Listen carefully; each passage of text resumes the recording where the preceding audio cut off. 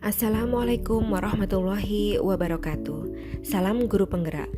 Perkenalkan, saya Rindang Wahyu Wijayanti dari SMA Negeri 1 Dolopo, Kabupaten Madiun.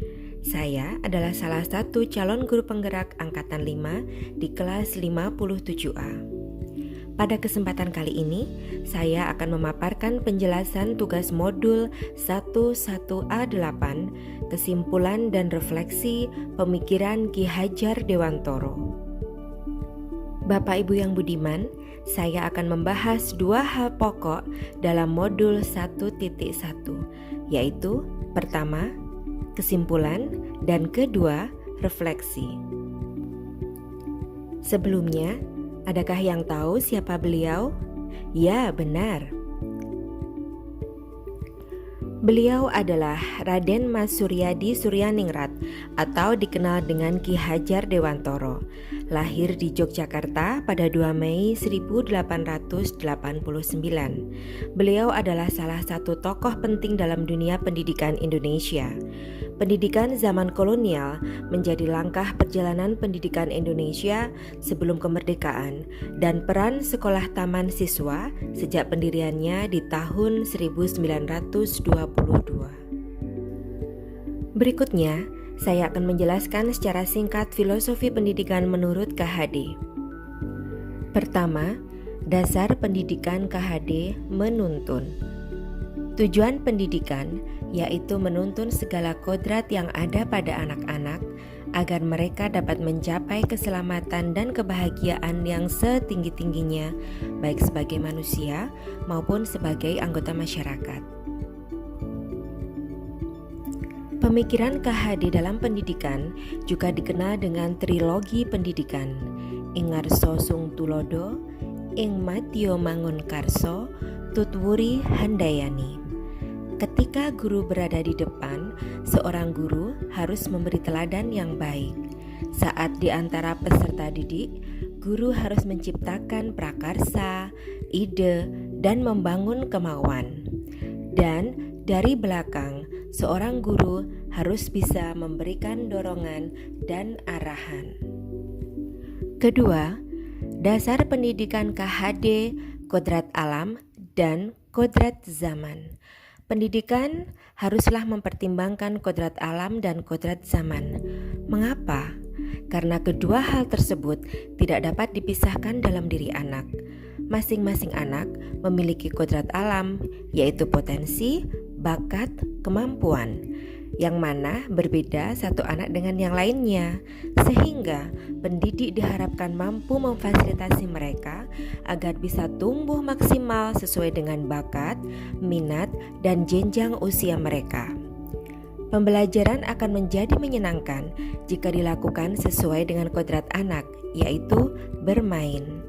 Sementara kodrat zaman, bagaimana seorang guru mampu membimbing agar anak siap untuk hidup mandiri dalam zaman yang terus berubah.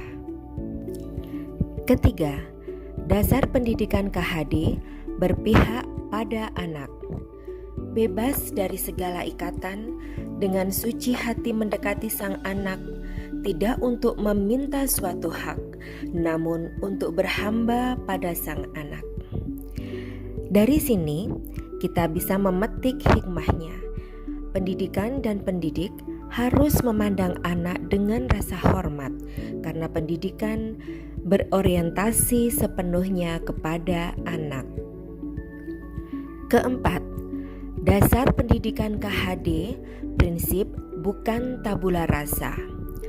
Anak lahir bukanlah bagaikan kertas kosong yang bisa dicoret-coret oleh orang dewasa sesuai kehendaknya. Sesuai kodratnya, anak sudah membawa garis-garis dan coretannya masing-masing. Tugas guru adalah menebalkan laku anak dengan kekuatan konteks diri anak dan sosiokultural atau budayanya. Kelima, dasar pendidikan KHD budi pekerti. Pendidikan itu adalah benih-benih kebudayaan yang dapat mengantarkan murid pada budi pekerti, olah cipta, olah rasa, olah karsa, dan olahraga yang luhur. Apabila hal-hal tersebut terintegrasi dengan baik, akan terciptalah keselarasan hidup. Keenam, dasar pendidikan KHD petani. Petani menyiapkan lahan, memupuk, mengairi, dan membasmi hama agar bibit tumbuh subur, berbunga, dan kemudian berbuah. Petani dapat mengupayakan tumbuhnya bibit dengan sebaik-baiknya, namun tidak dapat mengubah kodrat bibit menjadi tanaman yang lainnya. Demikian pula guru yang mengupayakan bertumbuhnya potensi anak dengan sebaik-baiknya, namun tidak dapat mengubah kodrat anak. Berikutnya adalah refleksi. Setelah saya mempelajari dan merefleksikan filosofis pemikiran Ki Hajar Dewantoro, ada beberapa hal yang perlu diperhatikan dalam mewujudkan merdeka belajar sebagai calon guru penggerak. Terdapat 3 pertanyaan pemantik. Yang pertama, apa yang Anda percaya tentang murid dan pembelajaran di kelas sebelum Anda mempelajari modul 1.1? Kedua, apa yang berubah dari pemikiran atau perilaku Anda setelah mempelajari modul ini? Ketiga, apa yang dapat segera Anda terapkan lebih baik agar kelas Anda mencerminkan pemikiran KHD? Hal-hal yang saya percaya tentang murid dan pembelajaran di kelas sebelum saya mempelajari modul 1.1 adalah sebagai berikut. 1. Hasil nilai akademik siswa, dalam hal ini adalah aspek kognitif dan psikomotor, yang sesuai dengan KKM atau di atas KKM adalah tujuan utama pembelajaran. 2. Peserta didik ibarat tabula rasa atau kertas kosong yang mana kesuksesan dan kebahagiaannya tergantung sepenuhnya pada apa yang dicoretkan di atasnya. 3. Tugas utama saya sebagai seorang guru adalah hanya untuk mentransfer pengetahuan dan keterampilan. 4. Keberhasilan pendidik adalah saat mendapati peserta didik mengikuti seluruh perintah, disiplin dalam pengumpulan tugas, serta selalu berada dalam kegiatan pembelajaran tanpa memperhatikan kenyamanan dan kemerdekaan belajar mereka. Dan ternyata terdapat perubahan pemikiran atau perilaku saya setelah mempelajari modul ini. Pertama, diperlukan keselarasan dan kontinuitas dalam menebalkan laku anak dengan kekuatan konteks diri anak dan sosiokultural dalam mewujudkan peserta didik yang berbudi pekerti luhur. Kedua, mengembangkan bakat dan minat anak, menyadari bahwa setiap anak itu adalah unik dengan segala kelebihan dan kekurangan yang mereka miliki. Ketiga, pembelajaran harus berpusat pada murid, di mana fungsi guru adalah sebagai fasilitator dan motivator dalam pembelajaran di kelas ataupun di sekolah. Dan yang keempat, pembelajaran yang menyenangkan pada segala jenjang usia adalah salah satu kunci kesuksesan guru dalam membersamai peserta didik.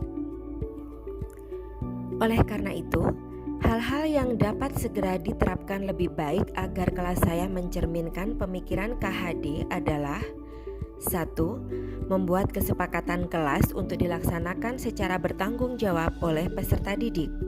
2. Melakukan asesmen diagnosis mengenai potensi, minat, bakat, dan cara belajar siswa untuk mengetahui karakteristik siswa.